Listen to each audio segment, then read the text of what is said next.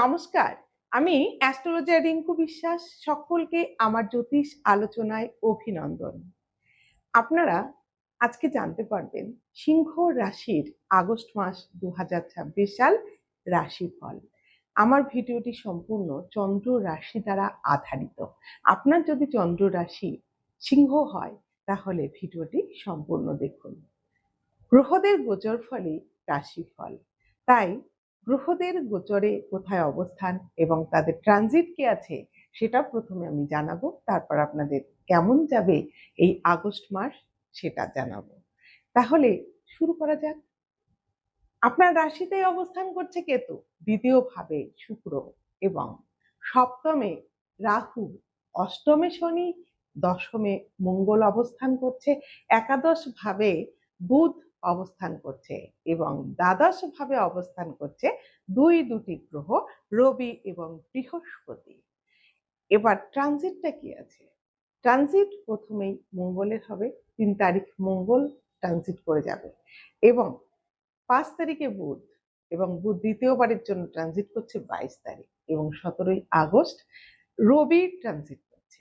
এর ফলে আপনাদের কেমন যাবে পুরো মাসটা সেটা জানাবো। এটা একটা জেনারেল প্রেডিকশন।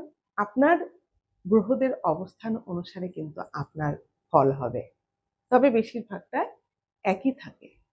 স্বাস্থ্য যদি দেখি, ১৭ই আগস্ট রাশির প্রতি রবি সে কিন্তু ফার্স্ট হাউসে আসছে।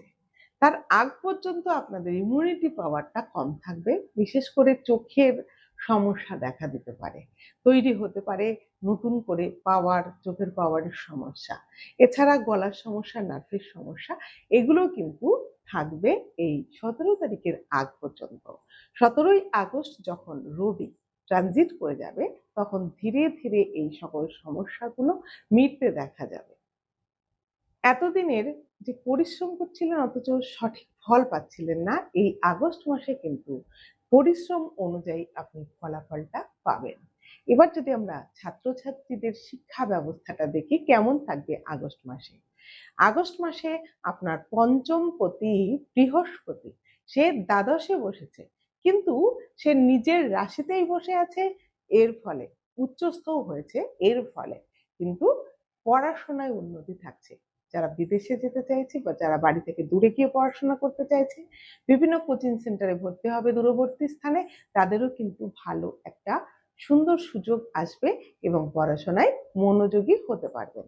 এবার যদি আমরা প্রেম ভালোবাসার দিকটা দেখি, তাহলে প্রেম ভালোবাসাটাও আমরা পঞ্চম ভাব থেকে দেখি।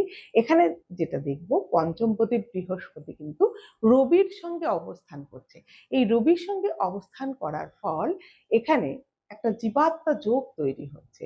এর ফলে লাভ রিলেশনটা আপনাদের সুন্দর যাবে এই আগস্ট মাসে। কোনো সমস্যা সেভাবে থাকছে না। তবে বৈবাহিক জীবনের দিক থেকে যদি আমরা দেখি, সেখানে সপ্তম ভাবটা দেখব। সপ্তম ভাবের ক্ষেত্রে সপ্তমপতি শনি, শনি কিন্তু অবস্থান করে আছে অষ্টম ভাবে। এই সপ্তমে আবার রাহু থাকছে। এই সপ্তমে রাহু, অষ্টম ভাবে শনির অবস্থান এবং রাশিতেই কেতু, এই সকল দিক থেকে দেখতে গেলে আপনার বৈবাহিক জীবনে কিন্তু ছোট ছোট সমস্যা লেগেই থাকবে এই মাসে। মনোমালিন্য, উভয়ের মধ্যে একটা অ্যাগ্রেসিভ ভাব, এগুলো কিন্তু দেখা যাবে এই সময়। কেউ কাউকে সহ্য করতে পারছে না, কেউ কারোর কথা কিন্তু সহ্য করতে পারছে না। দুজনকেই কুল হতে হবে, দুজনকে অনেক ধৈর্যশীল হতে হবে, তাহলে কিন্তু সময়টা ভালো যাবে। তবে পার্টনারের শরীর স্বাস্থ্য একটু ভোগাবে, সেদিকে আপনাকে স্বাস্থ্য সচেতন থাকাটা খুব জরুরি। এবার আমরা দেখব ভাগ্য।